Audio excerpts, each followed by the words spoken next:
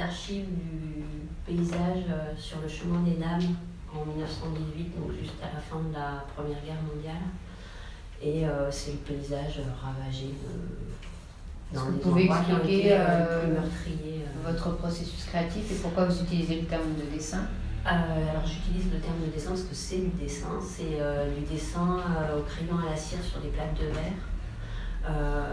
Dans ce cas-ci, ce sont des plaques superposées et qui sont serties après au plomb. Et alors pourquoi donc ce choix au départ donc, de ce médium-là? Qu'est-ce que ça fait à votre travail de travailler sur une plaque de verre plutôt que de travailler sur du papier ou ailleurs?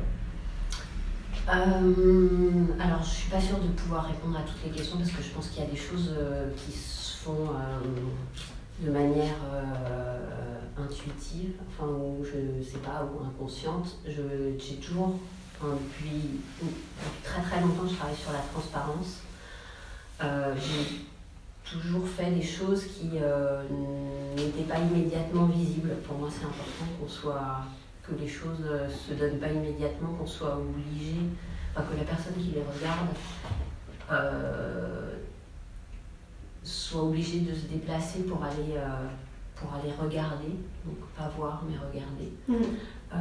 Et le blanc, c'est le blanc sur le mur blanc, c'est quelque chose qui est difficilement visible mais qu'on arrive à voir quand on s'approche et aussi quand on l'éclaire. Et là, je pense que c'est ma fascination. Je vais te parler un peu puis on va faire un essai. Moi, j'aurais voulu juste comprendre la question de la plaque de verre, donc le rapport entre le dessin versus la photographie, la transparence, etc. Oui, non, mais la plaque de verre et la transparence, c'est ma fascination depuis toujours pour les photographies sur plaque de verre et sur l'empreinte lumineuse, qui est à la fois quelque chose une empreinte de quelque chose qui a été, mais traversé par quelque chose d'immatériel, et qui a aussi ce côté fantomatique, puisque c'est par l'ombre qu'elle apparaît. Est-ce que ça temporalise votre dessin? Enfin, c'est un dessin donc contemporain. Et en même temps, cette plaque de verre, donc ça évoque, on va dire, les coups du XXe siècle et du XIXe siècle. Donc en fait, on est sur une double temporalité, c'est-à-dire que vous travaillez, on va dire, sur un médium qui renvoie à un imaginaire 19e, ou en tout cas début 20e, et vous proposez dessus une création contemporaine. Est-ce que ces jeux de temporalité, c'est cela qui vous intéresse? Et après, à vous écouter, j'entends une troisième temporalité qui est celle de la Grande Guerre. Est-ce que vous expliquez comment... Non, mais attends, comment les choses s'organisent? Il y a un médium qui correspond à un moment de l'histoire de la photographie. Après, il y a un travail contemporain à la main, absolument, sur un médium dit ancien, ou en tout cas qui évoque une ancienneté 19e. Et après, il y a un choix et un terrain historique qui est celui de la Grande Guerre, meurtrier, violent, autour des violences de guerre du chemin des Dames. Donc, est-ce que vous pouvez expliquer comment se nouent ces trois temporalités-là? La première temporalité, enfin la référence aux plaques de verre et à la photographie argentique, ou la photographie avec les premiers essais d'empreintes lumineuses sur un support, c'est le rapport à la mémoire, le rapport à la magie, à la fois de l'apparition, de l'empreinte,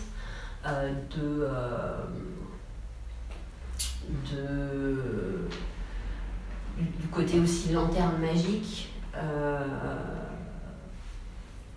voilà, et le dessin contemporain, oui, parce que je suis maintenant ici et que je vais pas faire des photographies sur verre, ça m'intéresse pas. Ce qui m'intéresse, c'est la transcription de mon émotion par rapport aux plaques de verre, et aussi de comment moi j'emprunte comment mon dessin sur le verre est une manière de refaire une impression de quelque chose que j'ai vu. Est-ce que vous pourriez le faire ailleurs, sur une feuille de papier, etc. Ou est-ce qu'on va dire ce médium est la première brique de votre travail et est nécessaire pour travailler? Il est nécessaire. Il est nécessaire. C'est toujours, on va dire, dans le display de départ, dans le processus créatif, il y a d'abord la plaque de verre. Il y a d'abord la plaque de verre. Parce que c'est elle qui cadre, en fait, si je comprends, en termes de protocole.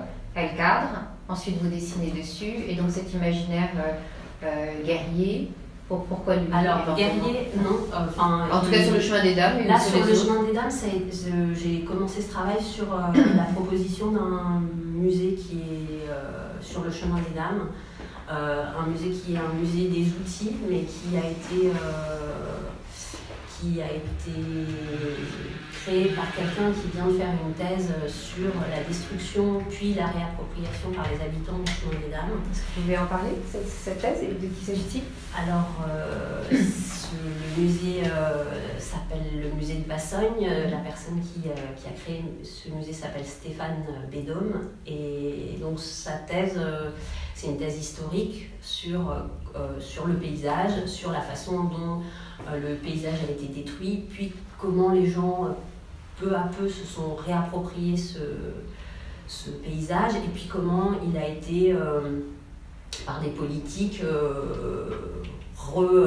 replanté. Pour moi, je dirais pas replanté, je dirais laminé, parce qu'il y a quelque chose de totalement détruit. Ce que je cherche à comprendre, donc c'est une commande. On sait qu'on est quand même dans les commande, c'était une proposition. Une proposition. Voilà. Et est-ce qu'autrement, quels sont les autres imaginaires qui sont les vôtres, et comment est-ce qu'ils peuvent, est-ce qu'ils sont toujours historiques? Est-ce que donc là il y a cet imaginaire de la Grande Guerre, ou est-ce que éventuellement une proposition intervenant d'autres champs pourrait aussi trouver la place dans votre travail? Spontanément, ils ne sont pas historiques. C'est le premier, en tout cas, je dirais. Je pense que j'ai envie de continuer à travailler ce côté de l'histoire, peut-être de l'histoire plus contemporaine d'ailleurs, pas forcément celle du début du siècle dernier. Mais au départ, les plaques représentent des paysages que je vois quand je voyage, donc c'est absolument pas historique dans le sens d'une histoire d'une histoire de l'histoire, c'est juste des paysages que je traverse, et évidemment dans ce que je vois il y a une histoire, mais c'est pas l'histoire au sens d'un événement. Est-ce que vous pouvez la qualifier, cette histoire, alors? C'est l'histoire, je pense, c'est l'histoire du paysage, c'est les lignes électriques, les pylônes, la forêt, la façon dont les champs sont partitionnés, c'est les roues, c'est à la fois un voyage image par image, donc quelque chose qui pourrait être assez cinématographique. Aussi. En quoi est-ce que votre travail est un outil pour les historiens différent et des récits et des narrations et des traces existantes sur la Grande Guerre? En quoi est-ce que cette proposition graphique contemporaine écrit au présent un passé différemment? Eh bien, je dirais que c'est parce que c'est ma sensation que je montre, que je donne à voir.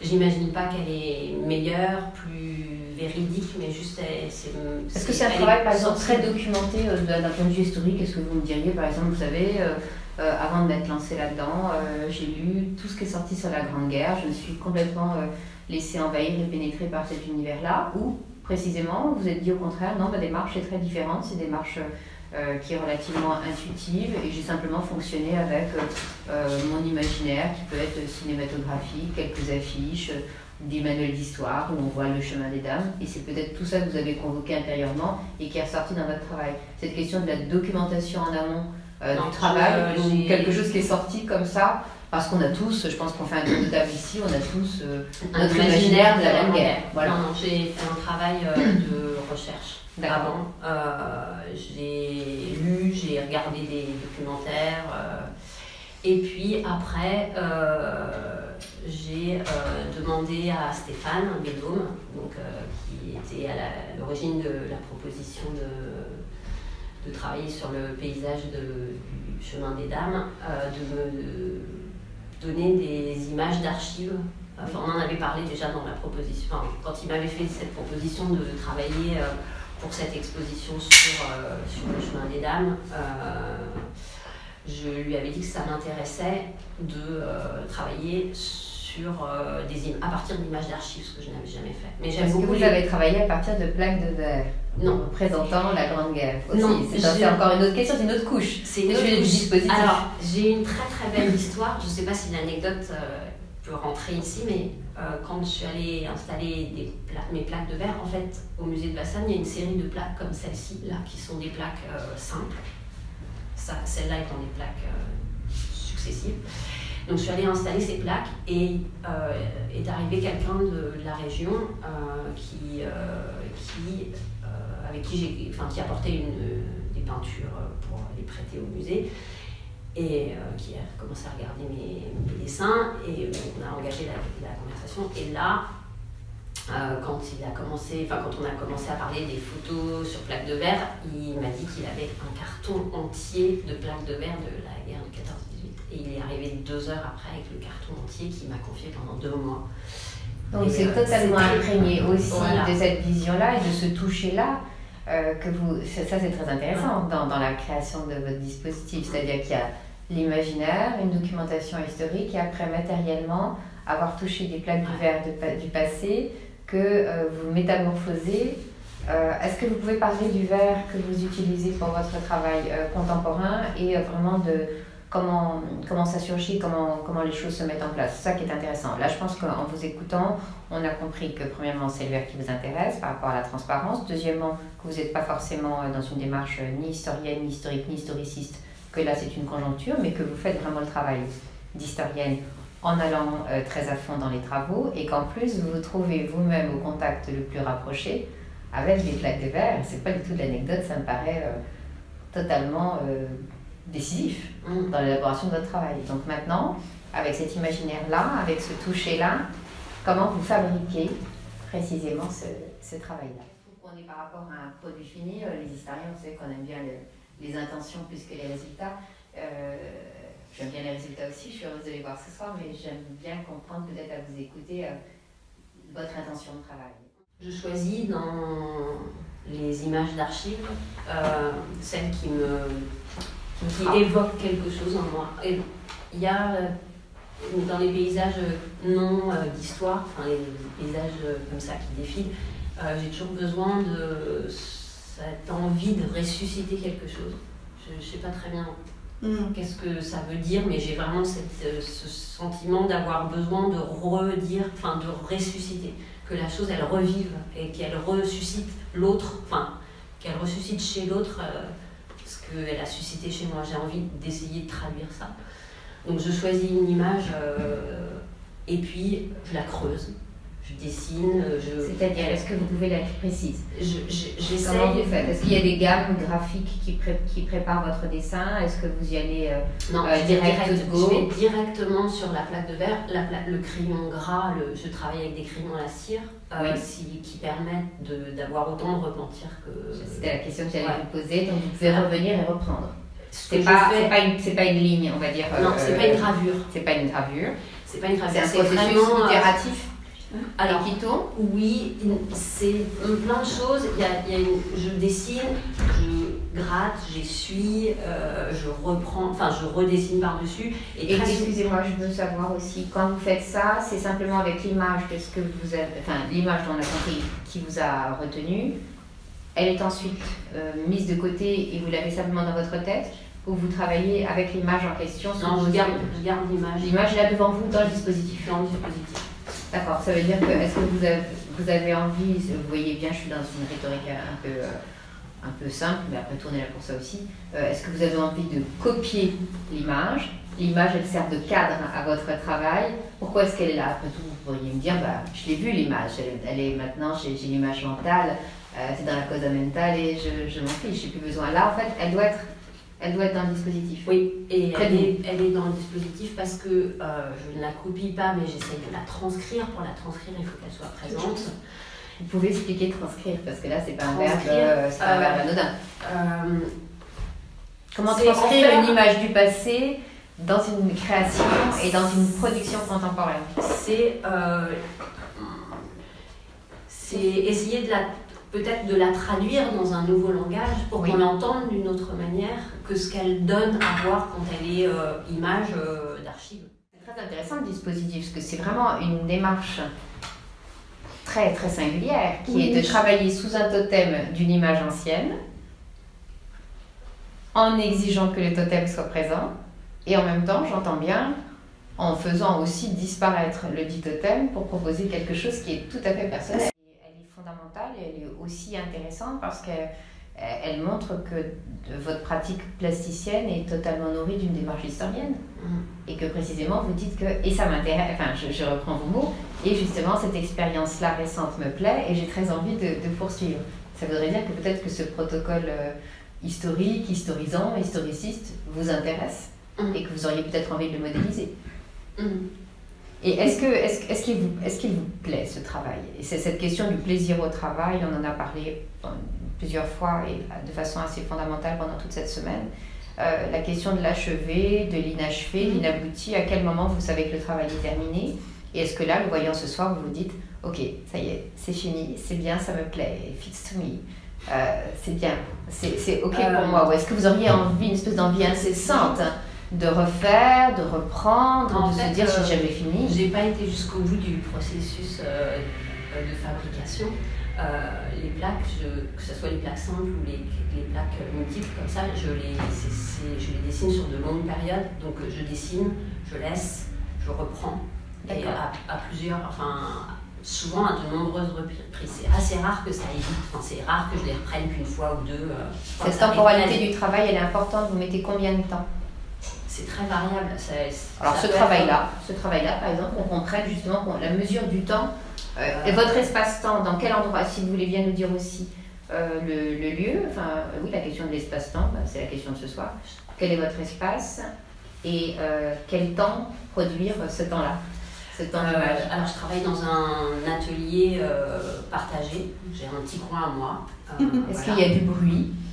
Il n'y a pas trop de bruit, quand il y en a... Est-ce que ça vous gêne ou ça ne vous gêne pas? Non, je suis totalement encapsulée autiste quand je commence à dessiner. Oui.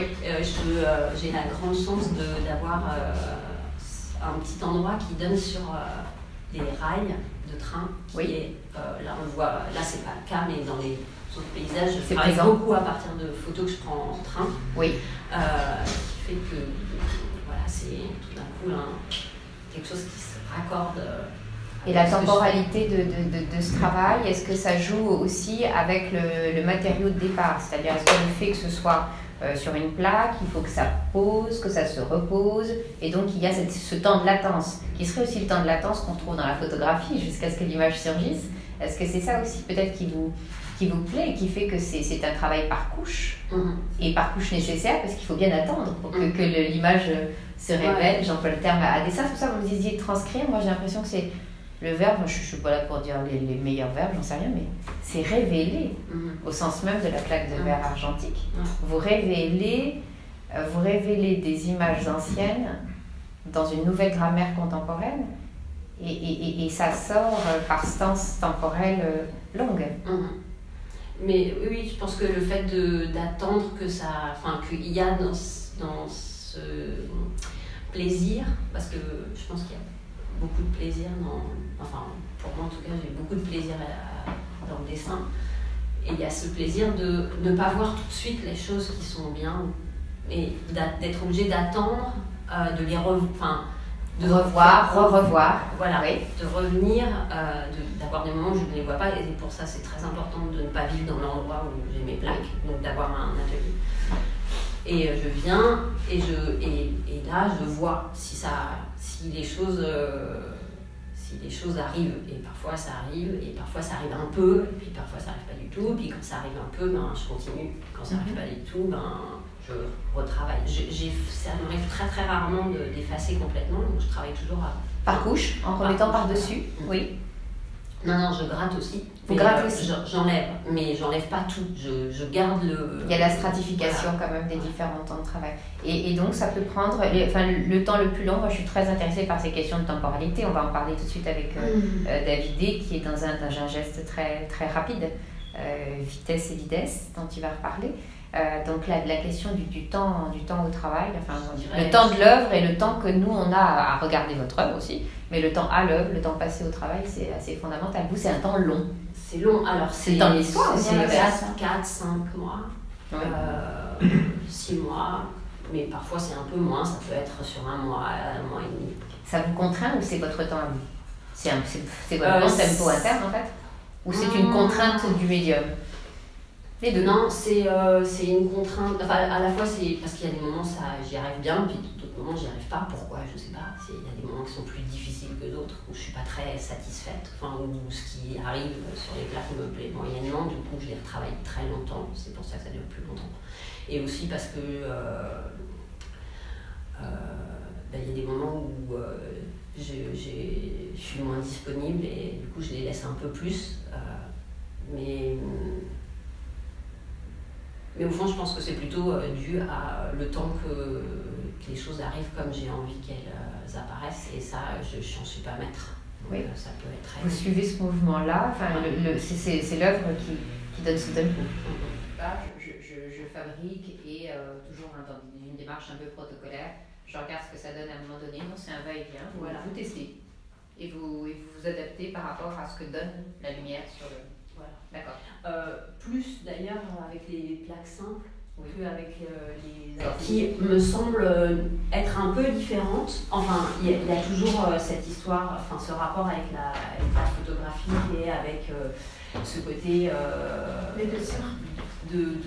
d'ombre et de lumière, mais les pavés me semblent fonctionner aussi sans projection, alors que les plaques ne fonctionnent pas sans projection. Est-ce que là, puisque donc la proposition qui nous emmène collectivement, c'est le dessin EIN, donc au sens de projet, du dessin, du design. Parfois, vous avez envie de faire ce trajet-là jusqu'à un objet cube, et pourquoi parfois vous vous arrêtez à l'autre étape parce qu'elle est désignée par vous suffisante.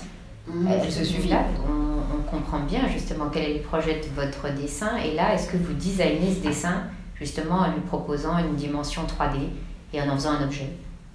Est-ce que vous avez le sentiment de produire un objet? Pourquoi cette volonté de fabriquer un objet? Moi, je le trouve très beau, très, très pur et magnifique. Est-ce que c'est la première fois que vous produisez comme ça un objet?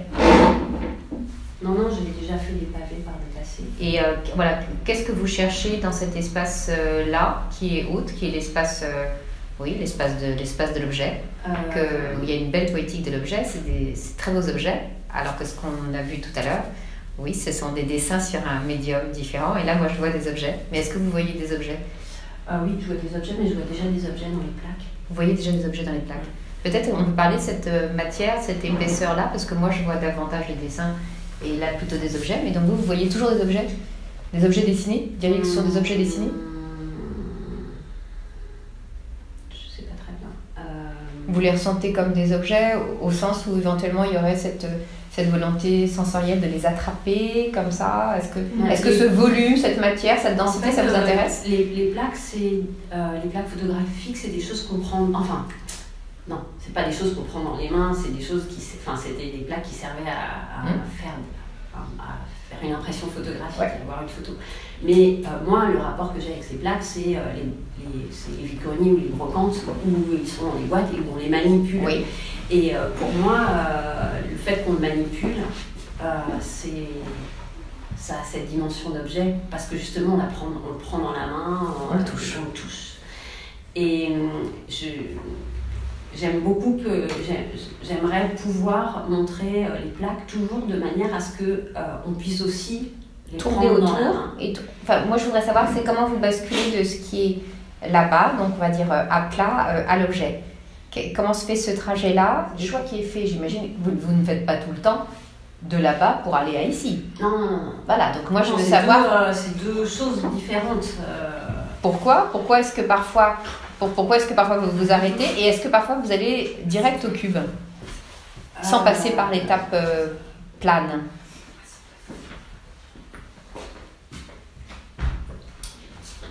Et je pense qu'il y a des paysages dont, pour les retranscrire, pour les faire se révéler, j'ai juste besoin de dessin, d'un trait. Oui. J'ai besoin de quelque chose de graphique. Et par moments, j'ai besoin de cette profondeur, ce truc où on a ce sentiment de s'enfoncer dans quelque chose. Comme, oui. Les forêts, ça ne marche pas du tout sur une plaque, en fait. Oui. On ne rentre pas dans la forêt. Oui. Alors que quand j'ai là, fait beaucoup de forêts... Très belle épaisseur, mais oui. Dans le paysage appelle ça. Le paysage et la densité des arbres et d'un paysage appelle, me semble-t-il, l'objet, non? J'ai peut-être ça à l'esprit parce que hier soir, j'ai discuté avec un camarade, François Réau, donc il fait une drawing machine. Et il se promène comme ça dans les forêts avec la machine sur son dos qui est pleine de miroirs. Donc il me semble qu'il y a des similarités, pas des similarités, en tout cas des connexions très intéressantes entre son travail et le vôtre. Et effectivement, j'aimais bien l'idée de cette boîte carrée qu'il porte sur son dos et dans laquelle, c'est très poétique, il emmène la forêt. Et ce soir, je suis très étonnée et ça me plaît beaucoup de trouver différemment sous vos mots une autre proposition de paysage encapsulé dans un cube. Et ce que je vois dans les plaques planes, c'est une proposition, me semble-t-il, radicalement différente. Donc je voulais savoir comment vous naviguiez entre ces deux propositions, puis après on va laisser peut-être la parole à notre ami David. Mais voilà, quand est-ce que vous aviez envie d'aller au cube? Et quand est-ce que je pense que c'est quand j'ai envie de rentrer dans le paysage et non plus de rester derrière la vitre. En observatrice. Oui, il y a quelque chose comme ça. Et vous, Vanda, vous en pensez quoi? Oui, tout de suite comme ça. Ben oui. Donc, moi, j'ai trouvé le lien entre les deux, parce que je le recouvre d'un coup, dans le concept. Donc, moi, je crois que ce sont des œuvres conceptuelles bien cachées. Qu'on ne trouve pas tout de suite leur trace, texte, explication. Par exemple, moi, je me croyais devant une œuvre de Kossuth, voilà, l'objet, le texte et le dictionnaire. Oui. Donc c'était dans cette... il faut bien dire que je suis la génération des années 70. Alors, connaissant bien donc ce travail-là, pour lequel vous avez et les images de pensée et toutes les choses bien en tête, vous réagissez comment avec cette connaissance, cette expertise sur le travail de David face aux plaques de Françoise? Donc j'ai découvert les plaques... là, à l'instant, alors là, à chaud, qu'est-ce qu'elles vous font ces plaques? Donc, moi, je ne les connaissais pas non plus. Et non, du tout. Oui, du tout. Et là, je les vois et je les trouve très belles. Et je dis que ce sont des objets. Moi, je les trouve dans une démarche de projet du dessin. Ben, c'est bien pour ça, le dessin œillet dans la projection. Voilà. J'ai bien compris, on a lu le même livre. On a lu le même bouquin, je crois. Donc le Dasein. Oui, le Dasein. Moi, je les vois un petit peu alambiqués dans ce travail, mais je le vois quand même. Oui. Voilà. Donc, il y a un état projectif du dessin dans ces objets. Oui. Donc, c'est une sorte d'épure qu'on font les architectes, les designers et tout ça. Ça, je le trouve. Moi, je ne les connais pas. Voilà, je l'ai découvert comme ça. Je ne savais pas qu'il faut que je me... Mais il faut rien, il faut juste que je donne mon avis. Vous n'êtes venu pas pour manger les chiffres, vous êtes venu pour donner votre avis et regarder. Non, pas manger de chiffres pour rencontrer David. Alors, toi, David, qu'est-ce que tu penses du travail de Françoise et de quelle façon est-ce qu'il fait écho à ton travail? Alors, le travail de Françoise, dans le sens qu'on s'est vu, on s'est connus depuis... Toujours. Ah oui, je crois qu'elle est tu cherches des mots, je me dis, il va nous dire 2 ans, 4 ans, 10 ans, non, 2 minutes. 2 jours. Bon, alors qu'est-ce qui s'est passé? Alors, à part se connaître, dans le sens où il ne faut pas oublier que quand on se connaît comme ça, ça joue aussi, mais... Donc le travail de Françoise, j'ai eu un impact avec le travail de Françoise, avec plus ou moins, on a discuté, les impressions, cas de le dire, et les ombres, des espacements, la chose sur laquelle moi je suis tombé tout de suite, à part ce travail-ci, c'est l'autre travail-là, dans le sens qu'il y avait justement ce jeu entre la plaque, l'ombre et cet espacement d'air entre les deux. Et cet espacement d'air, d'ailleurs, c'était avec Barbara, dans cet espacement d'air, c'est-à-dire entre les deux, donc on dirait presque de façon, je dirais presque inexplicable, inconsciente, parce qu'on ne peut pas dire que dans l'espacement d'air, il y a quelque chose à voir, parce que dans l'espacement d'air, il n'y a rien à voir, mais dans l'espacement d'air, sûrement, il y a quelque chose qui passe. Et dans ce passage, je me suis dit, on s'était dit, non, je me suis dit, peut-être dans ce passage, il y a déjà quelque chose qui fait écho-résonance. Quelque chose qui fait écho-résonance avec, je ne dis pas tout le travail que j'ai fait, même ici, mais avec une partie du geste qui est déployé ici dans mes dessins. Résonance. Une sorte de résonance, une sorte de quelque chose se développe, je dirais presque invisible. Mais après, attention, pas seulement ça, presque invisible, mais on a une visibilité qui est totalement différente par rapport à une visibilité qu'on peut avoir avec, en tout cas, dans le travail que je déploie. En tout cas, comme ça, d'impact. Je dirais d'impact, c'est deux visibilités, je dirais deux explorations qui vont ailleurs, chacun. Mais dans cette visibilité, il y a aussi la recherche, quelque part, moi je les appelle aussi, je dirais presque des ombres perdues. C'est des paysages perdus, en fait. Des ombres perdues, des paysages perdus qui se trouvent nulle part, même si Françoise nous a expliqué. Mais comme ça, ils peuvent se trouver nulle part, comme par exemple un des gestes, un dessin peut être un geste perdu. Ton dessin, est-ce qu'il fait histoire? Oui. Voilà. Est-ce qu'il raconte une histoire? Est-ce qu'il raconte ton histoire? Est-ce qu'il raconte des histoires? Est-ce qu'il permet de comprendre un actuel, une actualité? Ou est-ce qu'il permet simplement de comprendre toi? Alors,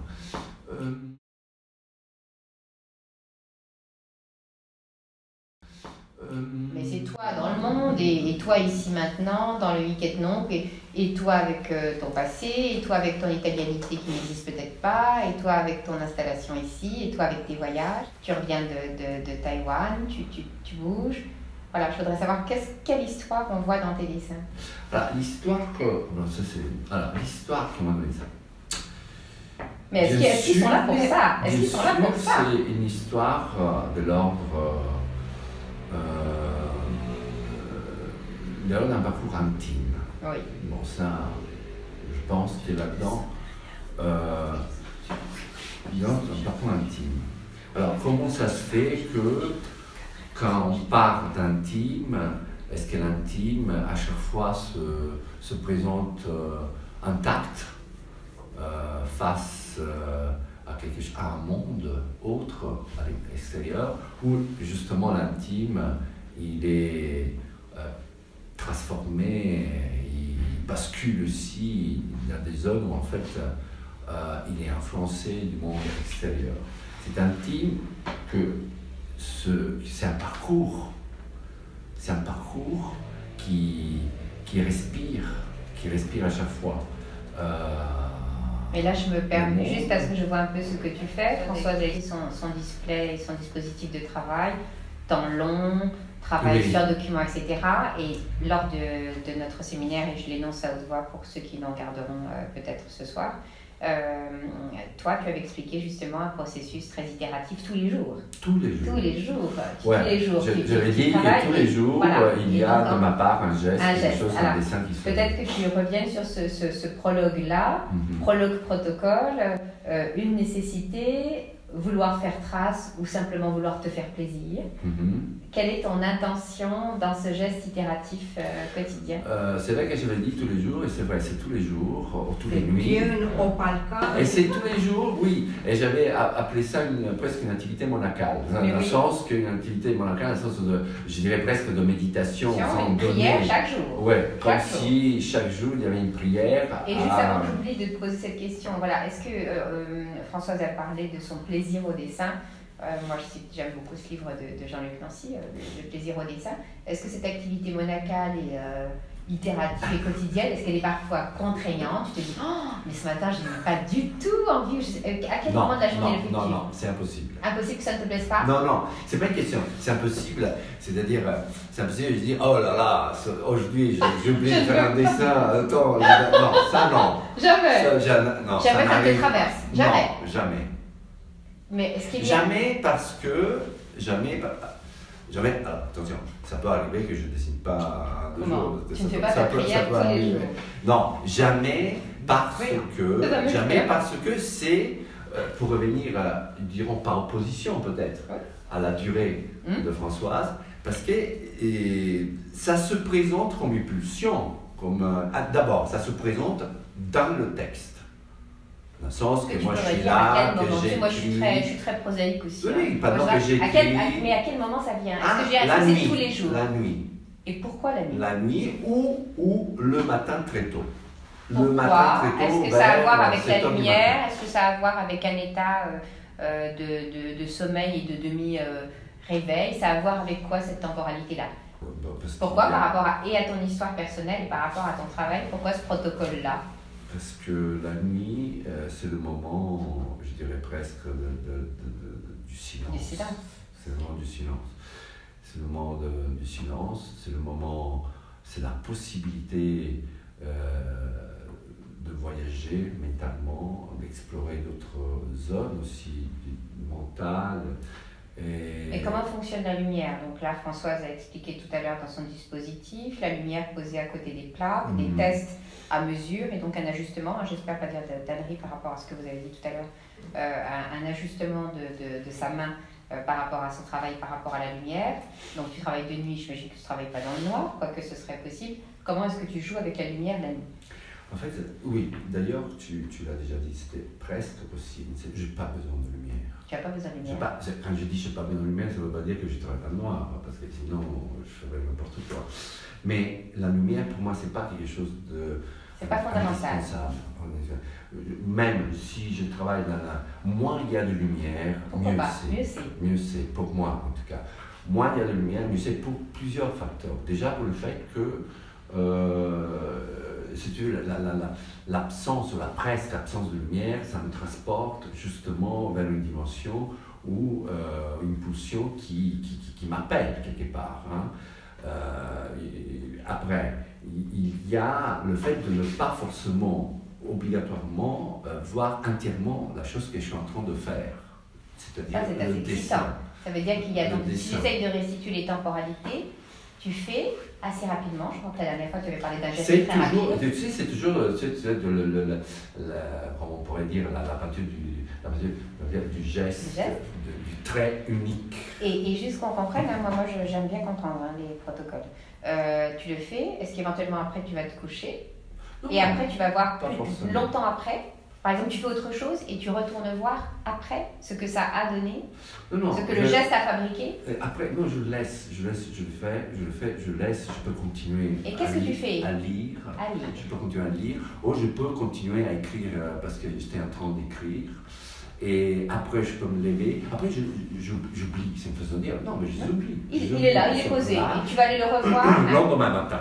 Le lendemain matin, c'est la rencontre. La rencontre avec l'heure que tu as déposée. Et parce que le matin, il y a un peu plus de lumière, pas forcément à 6h30, 7h, mais plus tard, il y a plus de lumière. Et c'est la rencontre. Et c'est quelque part une vraie rencontre, une rencontre différente, où en fait, la lumière, elle est là, présente. Mais ça me déstabilise pas tellement, c'est-à-dire je prends acte, pour moi c'est une présence, et voilà, et c'est fini. C'est un peu comme quand tu arrives avec tous les carnets, et qu'à chaque fois on les re-rencontre, on les agence, Non, mais moi je veux savoir, lui quand il les découvre le matin, oui, est-ce que ça te rend heureux? À chaque fois, il y a une nouvelle rencontre, même quand tu as toutes les séries. Oui, je rencontre, je prends acte. Non, moi je veux savoir, tu en fais un. Tu vas te coucher, tu vas te découvrir le lendemain matin.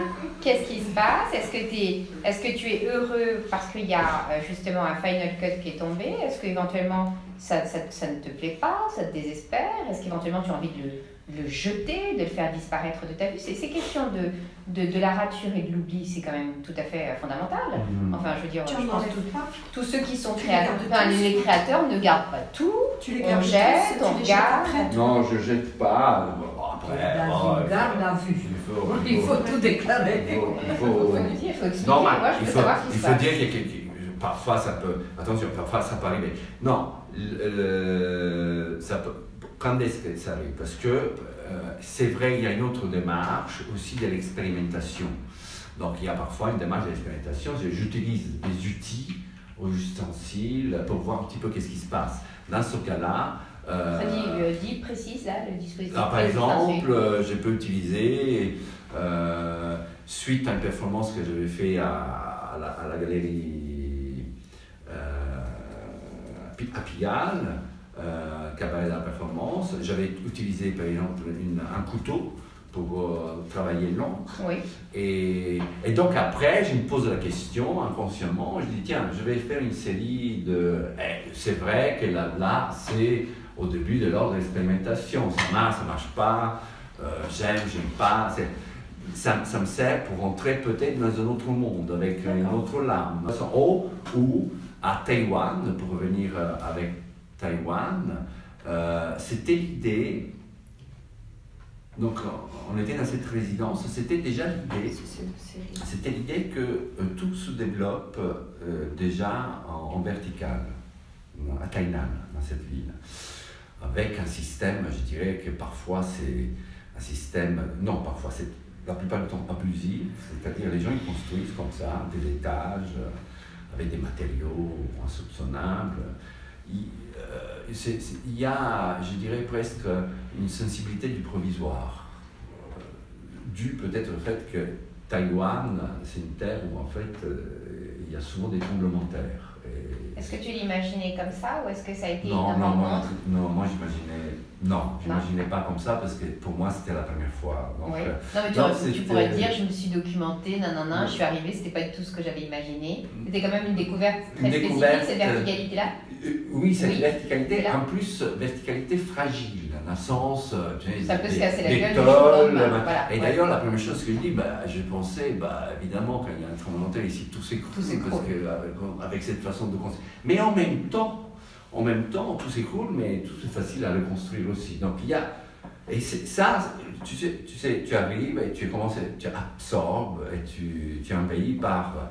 Et après, quand je me suis installé dans cette résidence avec une table dans le jardin, même la résidence était en vertical, et voilà. Et donc, le travail, c'était quelque chose, pour revenir tout à l'heure, c'était quelque chose de l'ordre de quelque chose qui se mettait de façon provisoire, et qu'en même temps, il était avec cette action de l'être humain qui posait sa main. Et ce processus m'a apparu au niveau de l'encre, c'est-à-dire un processus du reste, qu'on est souvent on oublie, et que là j'ai voulu mettre à l'art du dessin, comme toujours en verticalité. Parce que là-bas, j'avais l'impression que l'aspiration, c'était, je dirais, bientôt, ici, cette ville, tout le monde va s'envoler. En fait, ça monte, peut-être inconsciemment pour échapper à la Terre. Étant donné que la Terre, malheureusement, il y a des tremblements de terre qui sont souvent là. Est-ce que tes dessins racontent cette verticalité? Ou est-ce qu'ils ne racontent pas la verticalité, ils sont habités par la verticalité? Je dirais qu'ils sont habités par la verticalité. Mes dessins, comme ça, a priori, peut-être le verbe raconter, je sais pas si... C'est pas celui-là qui serait bon. Mais habiter, ça peut être déjà un verbe qui peut... Ça veut dire que là, je les vois, Barbara Tannery vient de les poser par terre. Oui. Ça veut dire qu'ils sont tous dans un format vertical. Est-ce que ça te serait venu par l'esprit de mettre la feuille comme ça, ou tu aurais préféré de couper les deux mains plutôt que de le faire? Ah non, non, non, la feuille était mise verticale. Toujours. Toujours. Tu sais, mon esprit monacal. Esprit monacal. Mais là, à cause de Taïwan, toujours. Non, non, à cause de Taïwan. On est d'accord. Ah oui, la question. C'était ça la question. Non, c'est la verticalité de Taïwan qui a dit, du coup, la forme est verticale. verticale. La forme doit être verticale. Tous les jours, j'étais là-bas, comme tout le monde, il y avait d'autres artistes, tous les jours, j'étais là-bas. Et donc, je préparais comme un bon moine, je préparais ma table, les encres, et je coupais les feuilles et je préparais mes feuilles, tout en vertical. Et donc, après, je m'installais et je prenais du temps, évidemment. Et dans ce temps, dans ces dessins, il y a un geste qui est, moi j'ai appelé du reste du hasard, c'est-à-dire je prends la baguette, je prends un ustensile que j'ai décidé d'utiliser, je l'imbibe dans l'encre, et à la place, par exemple, de tout de suite donner mon trait, je la pose sur la feuille. Je la laisse tomber. J'ai compris. Je la laisse tomber. Après, sur les effets de lieu, moi je veux savoir qu'est-ce que Taïwan fait à ton travail et en quoi est-ce que ton travail raconte l'histoire de Taïwan. On est là pour parler de ça. Mon travail. Comment ce travail-là est un témoignage, une trace, une œuvre, un outil, j'aimerais dire que tu dises le lieu, comment tu le désignes, est un outil historique pour comprendre Taïwan, mars 2018. Bien sûr, on ne pourrait pas dire qu'en regardant ce travail, sans savoir, on reconnaît Taïwan. Ça, c'est de l'ordre de l'impossible. Bien sûr, on doit le dire. En quoi pourrait ce travail habiter l'idée et l'air que j'ai respiré à Tainan, parce que c'était Tainan, cette ville dans le sud de Taïwan, c'est justement ce reste qui est revenu, parce que j'avais travaillé il y a des années sur le reste, à l'université, et c'est justement, je dirais presque de façon incompréhensible, par magie, parce que je ne pensais pas au reste, qui est là, à Tainan, avec ses constructions faites de restes. C'était construit avec des matériaux, presque, tu avais l'impression qu'il était collé, c'est tout du reste, c'est vraiment du bricolage. Ils vivent, pas tout le monde évidemment, mais une bonne partie, dans des zones de bricolage, des trucs comme ça, mais ils vivent là-dedans, c'est-à-dire c'est pas... Ils vivent la déconstruction. La construction. Et alors là, comme écho, ce reste est venu là-dedans, et la baguette, le petit bois qui tombe et qui laisse une trace, et qui tombe et qui laisse une autre trace, comme ça, je dirais presque, des traces fragiles, va avec un geste, à chaque fois il y a un seul geste, qui est le geste réel que moi je fais. Le reste, en fait, c'est toute une construction, je dirais presque, même, je dirais, inconcevable.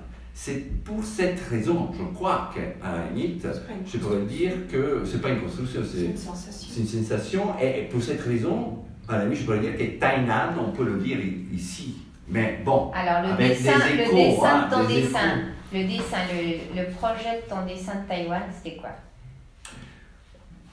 Le dessin de ton dessin. J'arrive à ça en racontant le dernier geste. Parce que le dernier geste à Tainan, évidemment pas. Le dernier geste, par rapport au dessin, naît à l'intérieur d'une performance que je fais avec Elodie Lachaud et Ben Tien, où en fait, dans cette performance, on a exploité l'espace en vertical. Donc, on imagine un espace vertical, moi j'étais en bas, Elodie était au milieu et Bonnie était sur le toit. Dans cet espace vertical, chacun faisait des choses, et moi j'ai rythmé cet espace vertical avec des cannes de bambou. On est d'accord? Doum, doum, doum, doum, doum. Et je disais des mots. Lesquels? C'était des mots, c'était une phrase sur l'écho, la vibration de l'écho et la vibration est invisible. La vibration de l'écho est invisible. D'ailleurs, cette série, je l'ai appelée Écho invisible. La vibration de l'écho est invisible. Parce que c'était invisible. On était de 3 parties différentes. On était quelque part, il y avait une vibration, mais on pouvait pas être pris tous les 3. Et le geste, l'intention, et après, c'est là que j'ai découvert où était peut-être la destinée de tout ça. C'est que j'avais un grand format, j'avais pris un grand format, un papier, et j'ai commencé avec un morceau de bois à passer ce morceau de bois sur la feuille. Et donc pendant que je passais ce morceau de bois sur la feuille, il y avait toujours ces mots qui se répétaient. Ces mots qui se répétaient, ces mots qui se répétaient. La feuille est devenue vraiment dans un état épouvantable. Et comme dernier geste, j'ai pris de l'encre, je l'ai renversé sur la feuille et avec un gros bâton de bambou, je l'ai pris, je l'ai foncé là-dedans et j'ai tiré un trait. Comme ça. Ça, c'était peut-être là où je devais arriver, à Tainan. C'était comme une ouverture, un espace un espace, une fenêtre qui s'ouvre, uno squarcio dans l'univers. Et bon, il faut dire qu'en même temps, je lisais, parce qu'il faut dire que moi, quand je dessine, je lis. Je lis, je dessine, j'écris, je dessine, j'écris, je lis. Les choses sont... Imbriquées, toujours. Ouais. Et je lisais, par exemple, la théorie de la peinture de Shitao. Et donc là-dedans, évidemment, il y a, à part toutes les notes, etc., il y a cette dimension, je dirais presque,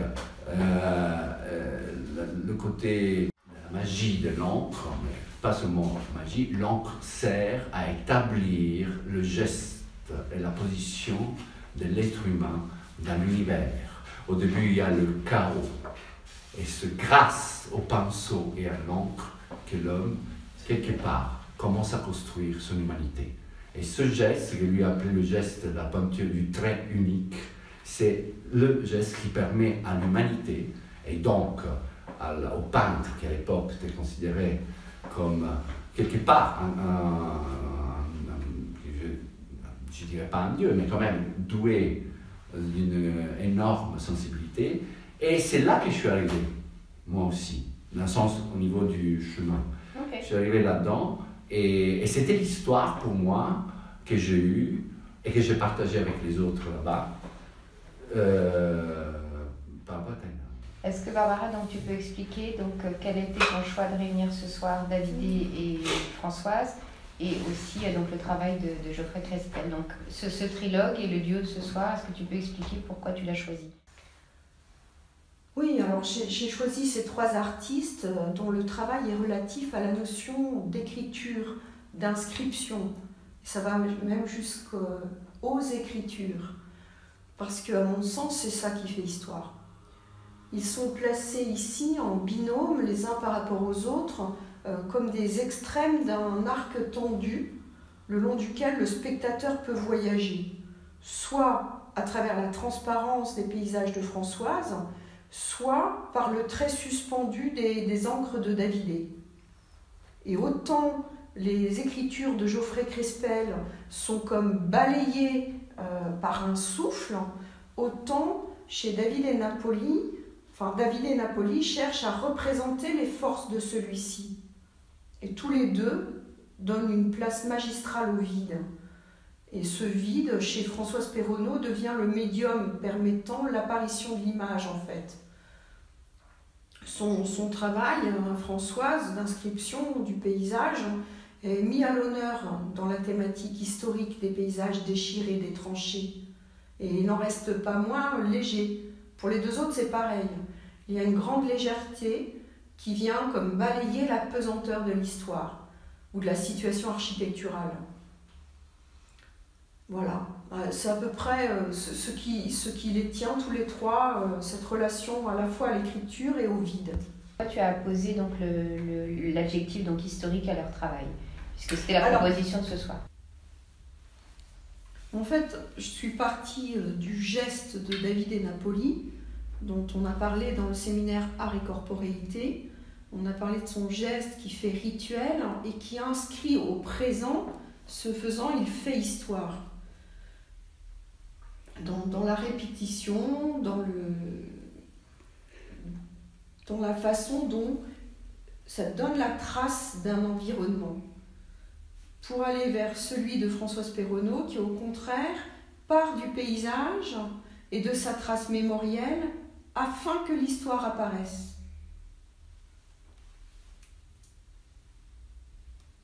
Pourquoi la notion de mémoire plutôt que celle d'histoire?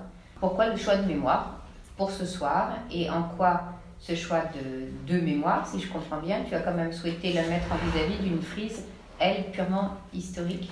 Donc, oui, est-ce que tu peux expliquer mémoire versus histoire? Par rapport à, par exemple, justement cette frise... dont on n'a pas parlé. Et je voudrais savoir qu'est-ce qu'elle fait à ce qui se passe ici ce soir. Alors, très simplement parce que lorsqu'il s'agit d'histoire, il s'agit pour moi de montrer les strates qui la composent. Parce que quand on parle d'histoire, il faut se rendre compte donc de la stratification des mémoires qui, par leur juxtaposition, permettent la création d'histoire. Et ce faisant, ce ne peut être qu'arbitraire. Or, dans les trois cas, les artistes font appel à leur mémoire ou à la mémoire ou à l'inscription des mémoires dans l'histoire en jouant avec, soit par la photographie comme Françoise Perronneau le fait pour les paysages qu'on a regardés tout à l'heure, soit comme le disait Davide Napoli, lorsqu'il laisse aller la trace, il y a comme une rencontre oubliée. C'est de là que vient le titre, Mémoires oubliées, qui ressurgit et inscrit le geste et l'histoire au présent. Et dans ce même processus, Geoffrey Crespel, lui, il joue d'une façon fictionnelle avec les strates de l'histoire qui s'emballent jusqu'à écrire un futur qui n'aurait pas besoin de nous. C'est d'ailleurs le titre de cette œuvre. Le futur n'a pas besoin de nous. Un peu comme une humanité qui serait placée de façon arbitraire, avalée à l'intérieur d'elle-même.